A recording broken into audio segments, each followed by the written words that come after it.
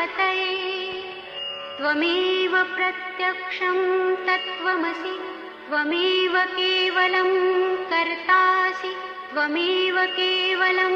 धर्तासि त्वमेव केवलं हर्तासि त्वमेव सर्वं खल्विदं ब्रह्मासि त्वं साक्षादात्मासि नित्यम्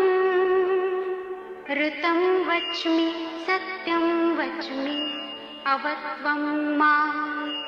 अववक्तारम् अवश्रोतारम् अवदातारम् अवधातारम् अवानूचानमवशिष्यम् अवपश्चात्तात् अवपुरस्तात् अवोत्तरात्तात् अवदक्षिणात्तात्